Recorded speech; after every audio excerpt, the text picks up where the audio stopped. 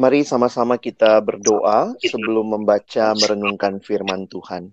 Bapa di dalam surga, kami bersyukur kepadamu untuk cinta kasih dan anugerah-Mu.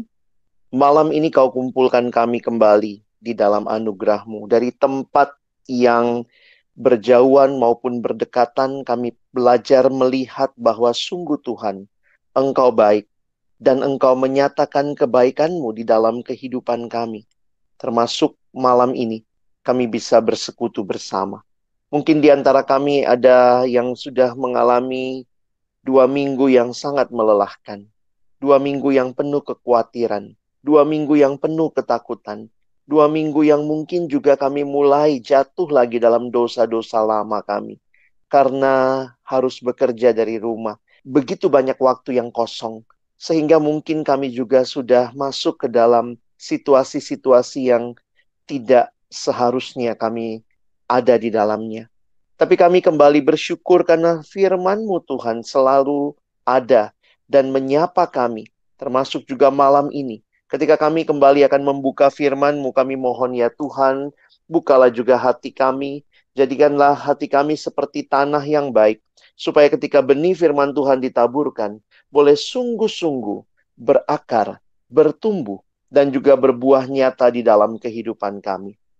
Berkati baik hamba-Mu yang menyampaikan, setiap kami yang mendengar. Tuhan tolong agar jaringan juga boleh baik, sehingga kami bisa mendengar dengan jelas, dan lebih utama lagi, kami boleh mengalami firman-Mu di dalam hidup kami.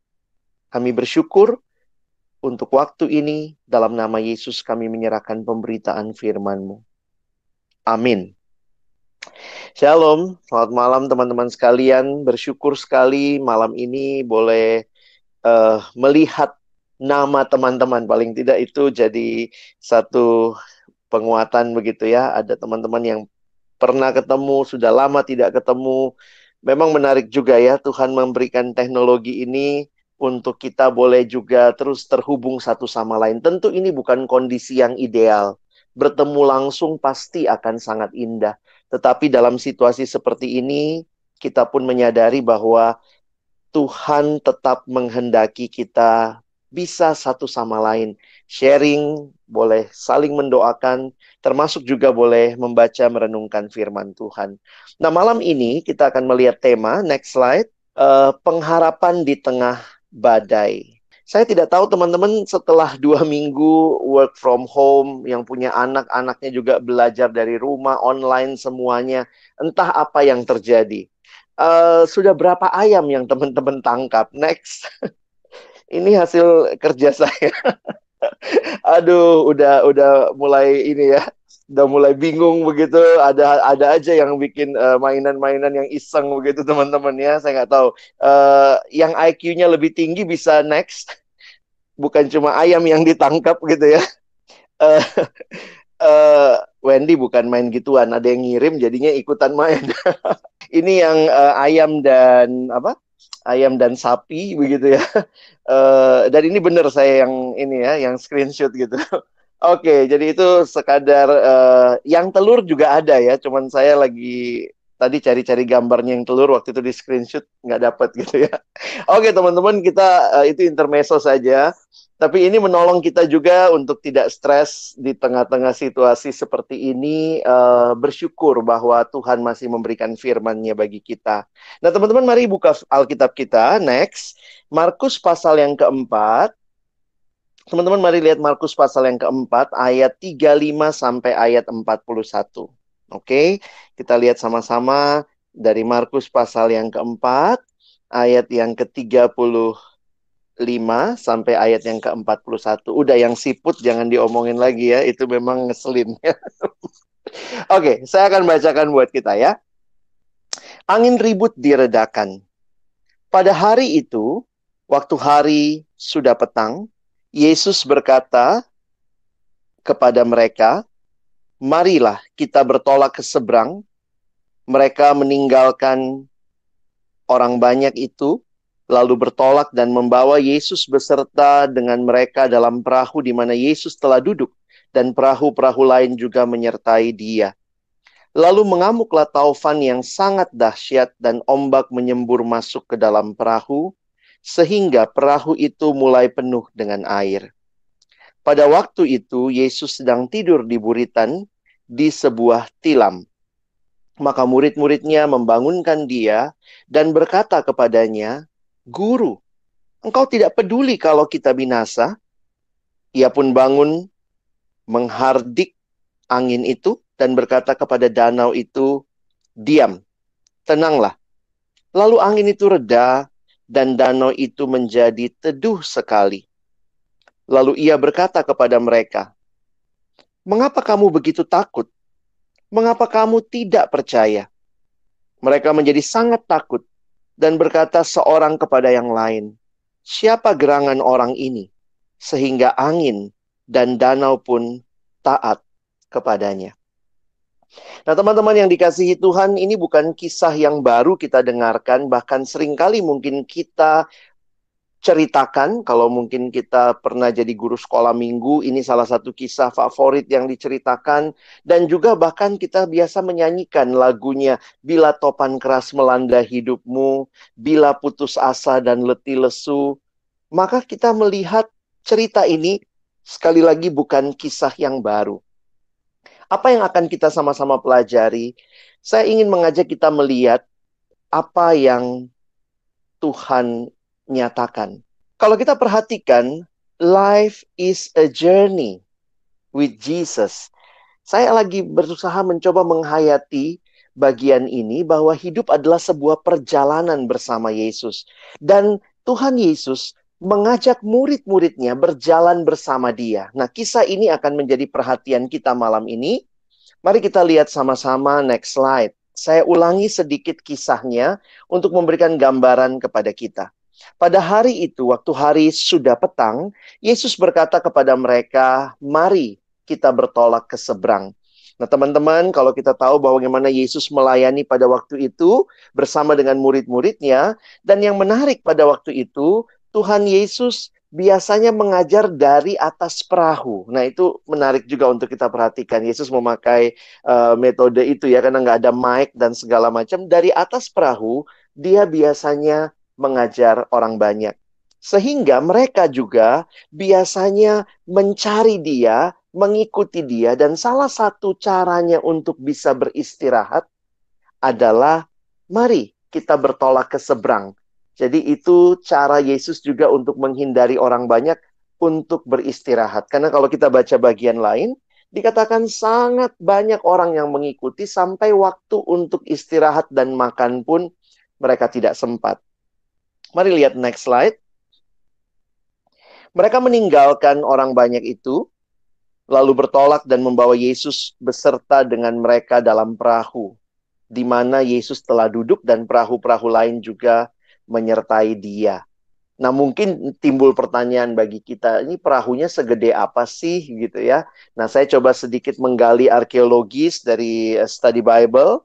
Next. Kalau teman-teman perhatikan, yang namanya perahu nelayan Galilea pada waktu itu, ini kira-kira bentuknya seperti ini. Nah, ini dari penggalian arkeologis ditemukan di sekitar Danau Galilea, ada yang seperti ini. Nah, teman-teman bisa melihat bahwa sebenarnya panjangnya lumayan juga itu ya. Kira-kira 8,1 meter panjangnya perahu itu.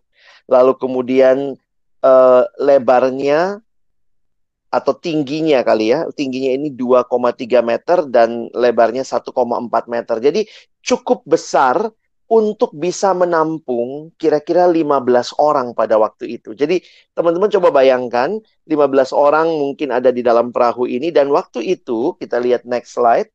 Lalu mengamuklah taufan yang sangat dahsyat dan ombak menyembur masuk ke dalam perahu sehingga perahu itu mulai penuh dengan air.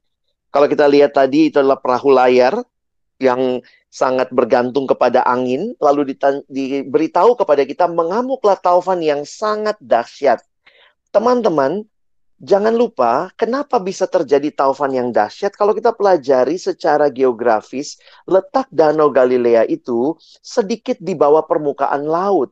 Sehingga tekanan udara dan segala macam saya nggak bisa menjelaskan, tapi dari buku yang saya baca menyatakan karena kondisi geografis ini, maka Danau Galilea seringkali terjadi badai.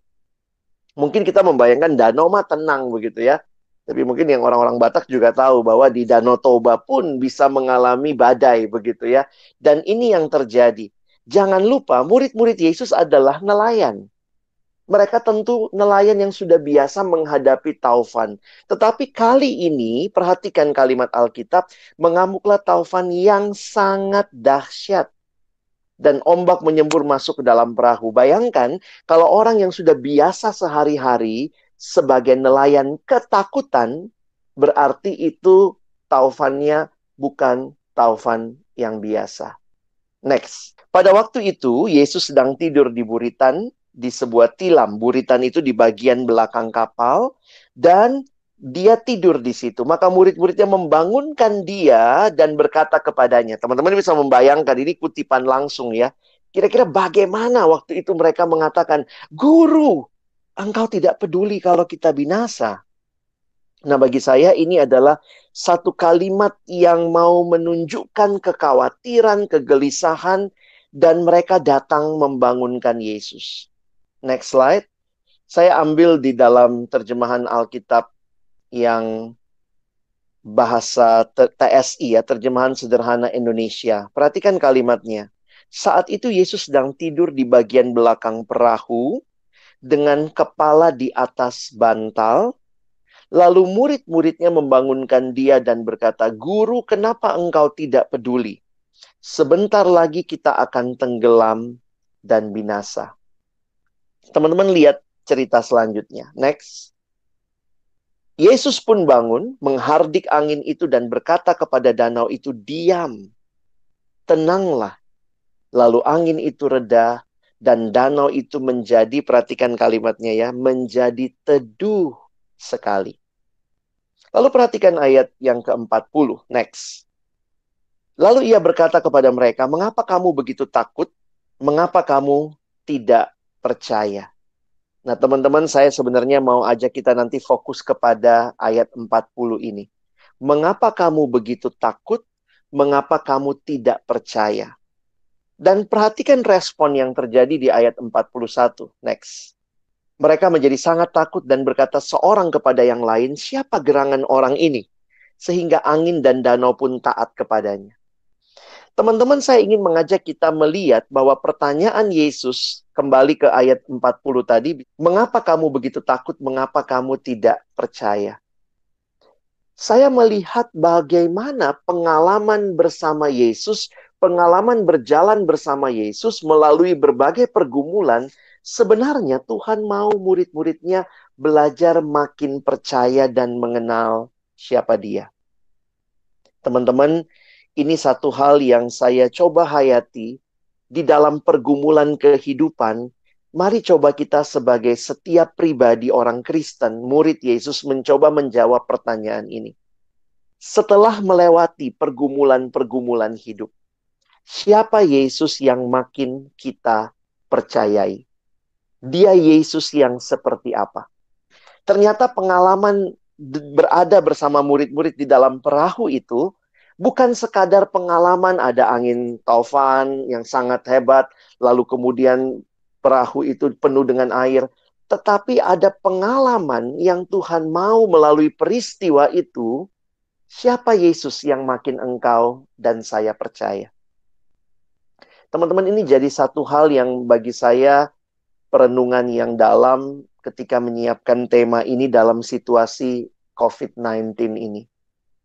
Kalau kita analogikan pengalaman kita dengan pengalaman para murid, di tengah-tengah situasi yang terjadi seperti ini, mari kita tidak hanya sibuk bicara tentang bagaimana mengatasinya, dan memang pasti itu harus kita bicarakan, karena kita mau jaga kesehatan sebagai respon iman kita, kita menjaga kebersihan, kita tidak membuat orang lain tertular, dan seterusnya. Tapi, teman-teman perhatikan, setelah melewati pergumulan COVID-19 ini, siapa Yesus yang teman-teman dan saya makin percayai? Ternyata perjalanan hidup bersama Yesus adalah perjalanan di mana kita dibangun di dalam iman. Makin hari makin mengenal siapa Yesus bagi kehidupan kita. Teman-teman, pergumulan hidup itu banyak. Sekarang ini saya harus dengan jujur mengatakan pergumulannya bukan cuma masalah kesehatan. Sudah merembet ke masalah ekonomi. Sudah merembet lagi ke masalah bisa makan atau tidak besok. Sudah merembet lagi masuk kepada saya mau cari makan dari mana. Dan ini menjadi realita yang menakutkan di sekitar kita. Dan pertanyaannya adalah, mengapa kamu begitu takut? Mengapa kamu tidak percaya? Teman-teman yang dikasihi Tuhan, setelah melewati peristiwa ini, siapa Yesus yang kita percayai? Biar lihat paling bawahnya tertulis, melalui peristiwa Yesus mendiamkan angin ribut, sebenarnya kita bisa melihat bahwa Yesus berkuasa atas alam. Apa yang murid-murid lihat, apa yang murid-murid makin percaya ketika mereka berjalan bersama Yesus, bersama di dalam perahu itu bersama Yesus. Mereka makin melihat inilah Yesus. Mereka makin menyadari bahwa Dia yang berkuasa atas alam. Nah, teman-teman, seolah-olah kalau kita lihat cara Injil Markus menulis, saya setuju dengan satu penafsir, menarik sekali tafsirannya. Dia mengatakan bahwa peristiwa ini di bagian awal Injil Markus seolah-olah menjadi pertanyaan yang harus terus ditanyakan oleh setiap orang yang membaca kisah-kisah selanjutnya. Kalau teman-teman baca Injil Markus melanjutkan pasal 4 ke pasal 5, ke pasal 6, maka pertanyaan yang sama seolah-olah Yesus menanyakan berkali-kali. Mengapa kamu tidak percaya? Mengapa kamu tidak percaya? Nah, teman-teman, di cerita selanjutnya, Markus 5, next, ayat 1 sampai 20. Di sini kita melihat Yesus mengusir roh jahat dari orang Gerasa. Next lagi, kita lihat yang paling bawah. Di sini mau menunjukkan bahwa Yesus berkuasa atas setan. Jadi teman-teman, pengalaman bersama Yesus, murid-murid dibawa ke seberang, lalu mengalami tadi angin ribut waktu sampai di seberang, ternyata mereka berhadapan dengan satu orang yang dirasuk roh jahat dan dikatakan tidak seorang pun yang bisa mengendalikan dia, tidak ada yang bisa mengikat dia. Maka setelah peristiwa itu, siapa Yesus yang murid-murid percaya? Dia Yesus yang berkuasa atas setan. Next, lihat lagi. Ketika teman-teman lihat lagi satu hal. Markus pasal 5 ayat 25 sampai 34. Ada perempuan yang sudah sakit pendarahan 12 tahun lamanya. Teman-teman, 12 tahun bukan waktu yang singkat. Kita baru 2 minggu lockdown. Kayak self-isolating begini aja udah kebingungan begitu ya. Dengan penderitaan yang dialami 12 tahun, pengalaman bersama dengan Yesus mau mengajarkan Yesus berkuasa atas penyakit.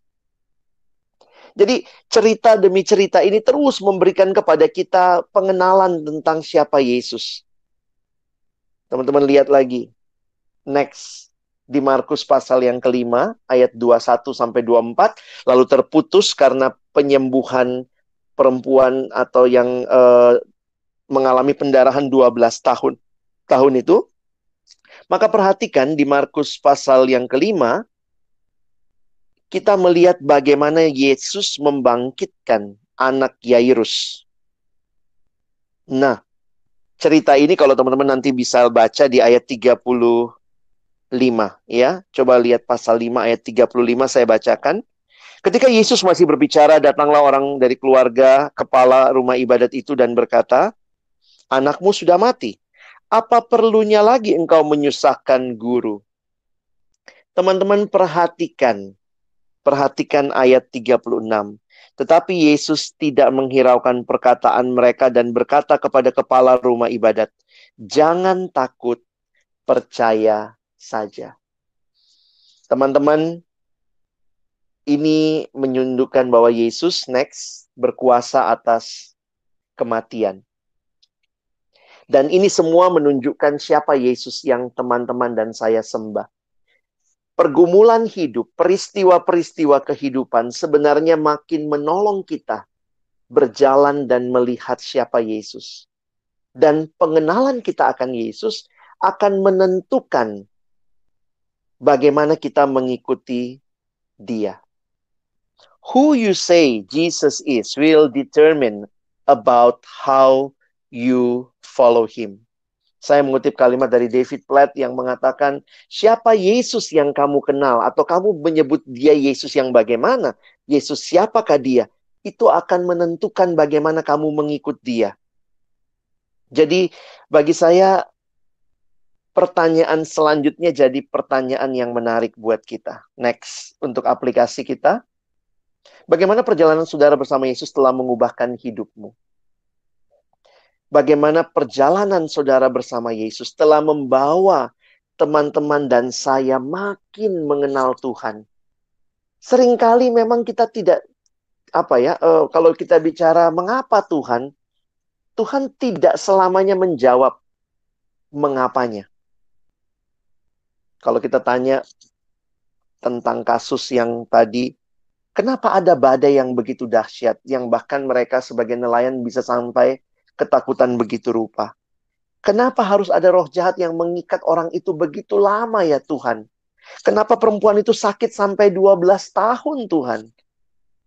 Kita tidak diberikan jawaban. Kenapa sampai anak kepala rumah ibadat itu harus mati? Tetapi perjalanan bersama Yesus tentunya akan menolong kita kenal siapa Dia. Bukan pergumulannya yang diselesaikan dengan apa yang kita mau. Seringkali begitu, kita maunya anginnya tenang, sudah selesai, hidup tanpa pergumulan. Tapi melalui angin itu, badai itu, Tuhan lagi mau mengajarkan kita, aku Allah yang berkuasa atas segala sesuatu.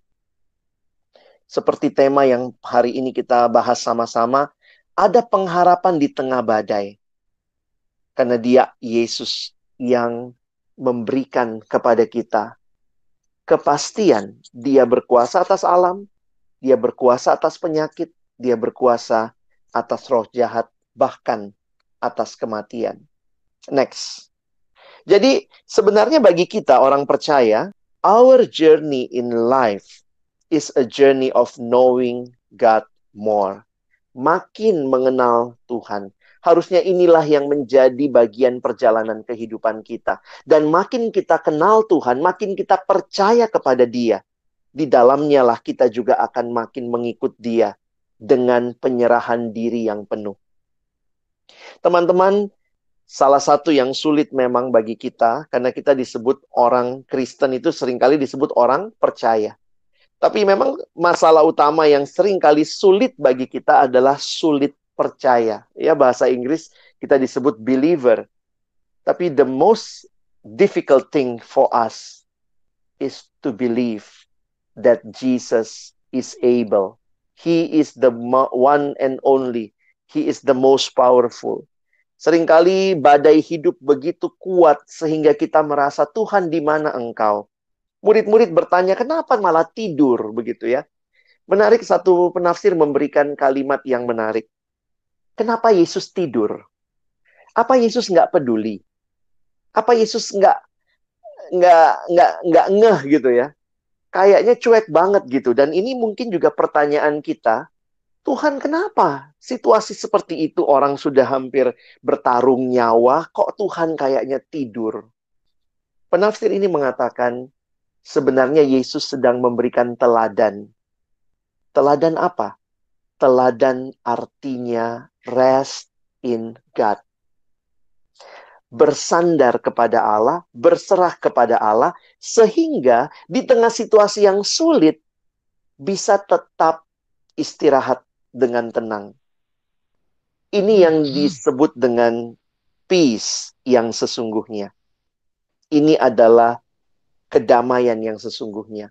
Damai yang sesungguhnya bukan karena situasi di luar damai, tetapi situasi hati yang percaya dan berserah kepada Tuhan, sehingga badai mungkin masih ada, tapi damai dialami karena Kristus ada di dalam hati, dan itu memberikan ketenangan.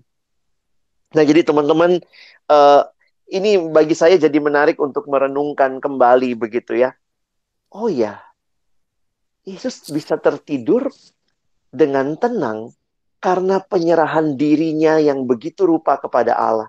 Seolah-olah mau menunjukkan kepada para murid. Kalau teman-teman masih ingat kalimat Yesus kepada para murid, mengapa kamu tidak percaya? Ya, kita lihat kalimat itu tadi. Mengapa kamu begitu takut? Mengapa kamu tidak percaya? Kehadiran Yesus menjadi teladan apa artinya rest in God. Badai bisa ada, kedamaian bisa dialami. Karena kedamaian orang Kristen bukan tergantung suasana di luar yang membuat saya damai. Tetapi damai karena apa yang sudah saya alami di dalam. Sehingga damai itu yang justru memancar keluar. Saya pikir mungkin tadi Wawa juga cerita ya bahwa kadang pasien itu punya dua sikap ya. Yang satu terlalu panik, yang satu terlalu santai. Nah, saya pikir Tuhan Yesus ya tidak menunjukkan juga bahwa dia santai banget begitu ya. Tetapi ini menolong kita menyadari bahwa hidup beriman itu seperti itu. Badainya ada, takut, kita gentar, tapi pada saat yang sama, seperti paradoks, kita bisa tenang. Bukan karena nggak ada badai. Tenang karena kita tahu ada Tuhan yang menyertai. Dan dia bukan cuma Tuhan yang menyertai, dia Tuhan yang lebih berkuasa dari penyakit, dia Tuhan yang lebih berkuasa daripada maut, dan inilah yang menjadi pegangan kita. Ini minggu terakhir dalam masa Prapaskah. Sebentar lagi kita merayakan Jumat Agung, kematian Kristus, Paskah, kebangkitan Kristus. Siapa Yesus yang teman-teman dan saya ikuti? Kalau betul-betul kita kenal dia, kita percaya kepada dia, dan akhirnya kita belajar mempercayakan seluruh hidup kita kepada dia. Seperti yang dialami oleh pemazmur. Pemazmur jujur, waktu aku ini takut, aku ini berserah kepadamu. Waktu aku ini takut, aku ini percaya kepadamu. Percaya kepada Tuhan yang melampaui lebih besar daripada yang kutakuti. Saya menutup dengan beberapa aplikasi. Ini jadi perenungan buat kita ya. Next. Dalam bukunya J.I. Packer, buku Knowing God, salah satu buku yang kolosal banget, yang sangat epic begitu ya. Sangat terkenal. Dia menuliskan bagian tentang bukti orang yang mengenal Allah. Dia memberikan 4 bukti orang yang mengenal Allah. Kalau kita sungguh-sungguh orang percaya, bertumbuh dalam iman, kita kenal Allah, apa yang akhirnya jadi bagian hidup kita? Ya, yang pertama, bukti yang pertama, those who know God have great energy for God. Orang yang sungguh-sungguh kenal Tuhan pasti punya energi yang besar bagi Tuhan. Nah, ini menarik untuk kita diskusikan ya. Bahwa ternyata pengenalan akan Tuhan tidak berhenti sampai di pikiran. Tetapi kemudian kita mau bergerak bagi Tuhan. Kita mau dengan energi kita melayani dia, melayani sesama, melakukan yang baik. Saya berharap teman-teman medis, Wawa, teman-teman yang juga saat ini dalam situasi harus berjuang, kalian juga pastinya punya ketakutan, punya kegentaran seperti yang Wawa cerita tadi. Tapi biarlah pengenalanmu akan Tuhan membuat kamu punya energi untuk melakukan sesuatu bagi Allah. Saya harap kalian di baris depan berjuang dengan pengenalan akan Tuhan. Hidup mati ada di tangan Tuhan. Bagian kita jaga kesehatan, pakai alat pelindung diri dan semuanya. Tetapi ketika itu pun semua sudah kita lakukan. Apapun yang terjadi, kita percaya Dia Allah yang luar biasa. Bukti kedua, those who know God have great thoughts of God. Jadi ini tadi bicara energi, ini sekarang yang kedua bicara pikiran untuk Allah. Orang yang sibuk sama dosanya, orang yang sibuk sama ketakutannya, maka yang dia pikirkan bagaimana saya. It's all about me. Terima kasih saya melihat gerakan teman-teman di Pontianak. Waktu kalian bisa melihat kepada Allah. Then you can see others. Kita bisa lihat kesulitan orang lain. Ada satu daerah pelayanan kita di Perkantas juga kemarin sharing. Ada adik yang orang tuanya buruh harian, sudah tidak kerja. Ini adik siswa, lalu kemudian diceritakanlah bagaimana adik ini bilang sama kakaknya, "Kak, ya kami tidak makan sudah 2 hari, hanya makan satu roti, dibagi-bagi." Dan kemudian itulah yang menggerakkan kakak staff ini kemudian berpikir bagaimana, great thought, apa yang mesti dilakukan. Cerita ke teman-teman ternyata disambut begitu rupa. Ayo kita melakukan gerakan, mungkin sederhana. Pertama yang kita bisa lihat adik-adik di sekitar kita, dan akhirnya ini yang terjadi, mereka mulai mengumpulkan uang, dan akhirnya mereka bisa memberikan bantuan. Dan hari ini saya melihat ada beberapa foto, mereka sudah datangi, karena kemarin langsung terkumpul 5 juta. Langsung dibelikan sembako, dibelikan bahan makanan, karena memang situasinya tidak mudah. Those who know God have great thoughts of God. Tapi orang yang tidak kenal Tuhan, tidak percaya Tuhan, akan takut terus. Dan ketakutan menguasai, maka yang dipikirin bagaimana saya nimbun barang, apalagi yang saya belum punya, makanan apalagi yang saya belum ada. Nanti kalau lockdown, bagaimana saya, bagaimana keluarga saya. Tentu, kita harus pikirin keluarga kita. Tapi kalau kita kenal Tuhan, kita pun juga diberikan kemampuan berpikir bagi kerajaan Allah. Yang ketiga buktinya, those who know God show great boldness for God. Sepanjang sejarah gereja, kita melihat orang-orang yang bahkan rela mati untuk pekabaran Injil dan kerajaan Allah. Dan bagi saya ini menunjukkan kenapa berani mati. Ini bukan mati konyol begitu ya. Beberapa dari mereka diadu dengan binatang, harus mati dibakar hidup-hidup. Bagi saya orang yang kenal Tuhan menghadapi itu dengan penuh keberanian. Teman-teman, mungkin kalau kita lagi bicara situasinya nyaman, ini masih enak begitu ya, aduh masih tenang ya. Tapi kiranya makin kita mengalami pergumulan yang sulit, makin kita belajar menyerahkan diri kepada Tuhan dan menghadapi di dalam keberanian. Saya sebenarnya agak bingung juga beberapa tahun terakhir, mungkin 2-3 tahun terakhir, saya pernah sampai bertanya, kenapa ya? Beberapa kali dapat kesempatan eksposisi kitab 1 Petrus. 1 Petrus itu kitab penderitaan. Penderitaan. Dan ya saya baru coba menghayati ya, mungkin menghubungkan dengan situasi begini. Iya ya, ternyata ada penderitaan yang juga kita alami. Dan ini bukan cuma karena kita Kristen, tapi bahkan dialami oleh lebih banyak orang. Dan seolah-olah kitab itu menyiapkan kita. Ya paling tidak waktu saya baca menyiapkan, dikatakan penderitaan Kristus sebagai teladannya, belajar untuk tidak mencaci maki, belajar untuk menyerahkan keluhan kepada Tuhan. Bukannya nggak mengeluh ya, tapi kadang-kadang pertanyaannya kita ngeluhnya sama siapa? Ngeluhnya di medsos, cerita, maki-maki orang, maki-maki pemerintah, yang bagi saya itu tidak menyelesaikan apa-apa. Pepatah Tionghoa mengatakan lebih baik menyalakan lilin yang kecil di tengah kegelapan daripada mengutuki kegelapan. Tunjukkan keberanian. Dan terakhir, those who know God have great contentment in God.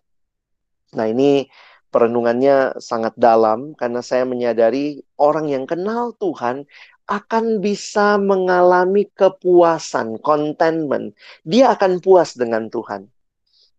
Nah, ini memang bukan cuma pergumulan karena ada COVID seperti ini ya, tapi saya seringkali merenungkan ini di tengah-tengah situasi ketika saya punya semuanya, sebenarnya apa sih yang memuaskan saya?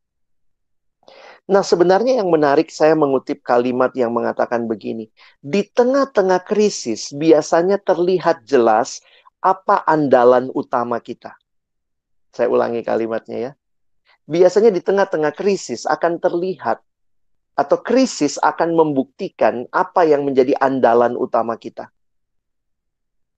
Dan ini yang penting untuk kita ingat. Jangan-jangan memang kita nggak puas dengan Tuhan. Tuhan itu cuma embel-embel supaya hidup tenang ya, ada Tuhannya. Tapi ternyata yang kita anggap memuaskan kita adalah uang misalnya. Betul teman-teman ya, nggak punya duit itu ngeri. Sekarang ini gimana, nggak punya makan, ngeri. Tetapi ternyata waktu kita lihat lebih dalam lagi, kita puasnya karena apa ya? Kadang-kadang kita puas karena pemberian-pemberian Tuhan, tapi apakah kita puas dengan Tuhan Sang Pemberi? The gift and the giver. Saya kutip kalimat dari seorang teman, Christian Tirta, next. Beberapa waktu ketika COVID muncul, dia menuliskan kalimat ini. In time of pandemic, those who profess to be Christ follower can be seen whether they make a God of their situation or they are drawing near to God in all situations. Jangan jadikan situasi ini Tuhan kita. Apa-apa kita jadi takutnya berlebihan, kita jadi lupa bahwa kita punya Tuhan yang besar. Krisis-krisis kehidupan sebenarnya akan menunjukkan siapa yang sungguh-sungguh kita percayai. Di dalam siapa sungguh-sungguh kita dapat ketenangan. Dan kiranya ini menolong teman-teman juga bisa menghadapi situasi ini dengan perspektif firman Tuhan. Next, ini kalimat dari Senjaya. Kekhawatiran kita alami karena kita hidup mengejar sesuatu yang dapat hilang, dapat habis, atau dapat hancur. Ya, tapi memang kita bilang ya itu kan kebutuhan kita, memang kita butuhnya itu gitu ya. Tapi ini akhirnya mengingatkan saya, krisis ini menolong saya mengingat sebenarnya siapa sih yang paling saya butuhkan? Makanan. Itu bisa habis, bisa hilang, saya kejar lagi makanan lagi, besoknya cari makanan lagi, saya cari uang lagi, tapi sebenarnya di dalam Tuhanlah. Hanya kalau kita beriman, kita punya Tuhan yang kekal, kita tidak khawatir, bukan karena tidak ada makanan, itu pasti mengkhawatirkan, tapi karena kita tahu Tuhanku, Dia Tuhan yang berkuasa atas alam. Pernah terjadi di dalam Alkitab, Dia melakukan mujizat 5 roti, 2 ikan, memuaskan 5.000 orang. Banyak kali kita lebih dulu khawatir, lupa bahwa Dia hadir dalam hidup kita. Dalam situasi ini, apa yang perlu kita hadapi? Mari belajar untuk tenang di dalam Tuhan. Saya senang dengan gambar ini ya. Next. Ini yang guru mungkin Kak Goldo juga tahu gitu ya. Seringkali kalau sekolah-sekolah kalau kita lagi lewat gitu ada tulisan gini ya. Harap tenang, ada ujian. Menarik nih tulisan ini ya. Ini jadi punya makna ganda di tengah-tengah situasi seperti ini ya. Ketika ada ujian kehidupan, harap tenang. Kenapa? Karena dengan tenang, tenang itu berarti kita percaya kepada Tuhan, kita memberi makna seperti ini. Lalu dengan tenang kita mulai bisa berdoa. Ya. Yang pertama kita mulai bisa berdoa ketika kita tenang, kita mulai bisa berserah kepada Allah. Ternyata iya ya Tuhan, Engkau masih ada. Waktu makanan nggak ada pun Tuhan masih ada, kira-kira begitu kali ya. Tapi yang kedua, dengan kita tenang, kita mulai bisa berpikir. Ayo, berpikir dengan jernih. Setelah kita punya hati tenang karena sadar Tuhan hadir, kita mulai bisa berdoa. Itu kan kalimat Alkitab, jadilah tenang dan berdoa, begitu ya. Dan yang kedua, mulailah kita berpikir. Berpikir bagaimana? Kita lihat bagaimana kita menjaga kesehatan, apakah ada hand sanitizer di rumah, apakah ada masker. Nah, itu semua hal-hal yang mungkin kita bisa siapkan sebagai bentuk ketenangan berpikir kita. Kita nggak menimbun, tetapi kita memakai dengan bijaksana. Kita belajar melihat apa yang orang lain miliki. Memang kalau lagi ujian, bayangkan ya, kalau lagi ujian nggak tenang. Tapi saya menafsirkan kalimat ini ketenangan hati ya. Kan makanya kalau lagi ujian, anak-anak dibilang tenang ya. Kenapa? Lagi ada ujian. Nah sekarang kita pakai istilah ini, tenang. Tenang dalam Tuhan karena lagi ada ujian. Dengan saya tenang, saya bisa berdoa. Dengan saya tenang, saya bisa berpikir. Dan setelah saya berpikir, saya bisa melihat tindakan apa yang tepat untuk saya lakukan. Teman-teman lihat kalimat berikut. Next. Maaf, ini mungkin agak unik ya kalimatnya. Tapi saya terus merenungkan kalimat ini. Sometimes God calms the storm. Kadang-kadang Tuhan tenangkan anginnya. Ada juga saat-saatnya He calms the sailor. Yang ditenangkan adalah nelayannya. Badainya mah tetap begitu ya. And sometimes He make us swim. Kadang-kadang ya, ayo kita berenang gitu ya. Kalau kita dengan tenang berpikir jernih, kita tahulah apa yang harus dilakukan dalam hikmat yang dari Tuhan. Nah, teman-teman, saya tidak berharap juga kita bicara ketenangan, beriman, Tuhan pasti tolong lalu nggak ngapa-ngapain. Nggak begitu. Sometimes Tuhan tenangkan angin ributnya. Kadang-kadang anginnya tetap ribut. Aku ditenangkan Tuhan di tengah angin ribut. Kadang-kadang Tuhan bilang, ini bukan masalah tenang atau apa, ayo lompat. Ini udah susah nih ya.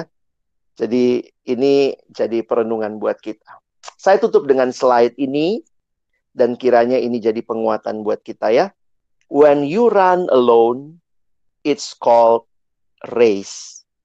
When God runs with you, it's called grace. Ketika engkau sedang berlari sendiri, itulah sebuah pertandingan. Kadang-kadang kita alumni-alumni ngelihat hidup ini pertandingan. Apalagi yang harus saya punyai, apalagi yang harus saya miliki. Gimana karir saya? But when you run with God, or God runs with you, it's called grace. Maksudnya belajarlah terus berserah kepada Tuhan. Teman-teman, saya tahu mungkin ada beberapa kita yang mulai khawatir ya, dengan situasi, kita tidak tahu nasib pekerjaan kita, usaha kita, pelayanan kita, keuangan kita, kondisi rumah tangga kita, yang baru mau lulus aja udah bingung nih, gimana ini ya, mau jadi alumni baru, gimana harus menghadapi apa ya, situasi seperti ini, gimana mau nyari kerja, semua usaha lagi lesu, beberapa orang meramalkan ini lebih parah dari krisis 98, itu mungkin semua bisa terjadi, tapi mari belajar tenang dengan Tuhan. Ketika engkau tenang, karena ada ujian-ujian hidup, marilah belajar berdoa, belajar berpikir dengan hikmat dari Tuhan. Dan akhirnya, kiranya pengalaman hidup kita bersama Tuhan makin menolong kita menjadi murid-murid yang makin percaya. Amin. Mari kita berdoa. Tuhan, pergumulan hidup bukan sekadar satu peristiwa yang kami lalui dengan biasa-biasa saja. Tapi pergumulan demi pergumulan kami diingatkan, siapakah Tuhan yang semakin kami percayai, semakin kami kenal, dan akhirnya hidup kami ke depan terus kami serahkan kepadamu. Tuhan, terima kasih, karena Engkau mengingatkan kami, kalimat yang sederhana, harap tenang, ada ujian. Dan ketenangan itu bisa kami alami karena Engkau hadir dan memberikan ketenangan di hati kami. Bukan ketenangan dari luar ke dalam diri kami, tapi ketenangan di dalam hati yang mengalami Tuhan, sehingga meskipun badai di luar belum berhenti, kami bisa tidur dengan lelap, seperti Engkau ya Tuhan, beristirahat di dalam Allah. Tuhan, hamba menyerahkan semua kami yang mendengar, apapun yang malam ini Tuhan ingatkan, Tuhan teguhkan, Tuhan tegur, Tuhan kuatkan kami. Kami mohon, biarlah kami bukan hanya jadi pendengar firman yang setia. Mampukan kami jadi pelaku-pelaku firman. Hamba berdoa bagi adik-adikku, baik yang di Pontianak dan sekitarnya, maupun alumni-alumni dari berbagai daerah yang malam ini juga sama-sama mendengar firman-Mu. Kuatkan kami. Terima kasih Tuhan, karena dalam situasi ini pun, Engkau memberikan kami pengharapan. Pengharapan yang pasti, karena Engkau hadir dalam hidup kami. Kami bersyukur, berterima kasih untuk firman-Mu dalam nama Yesus. Kami berdoa. Amin.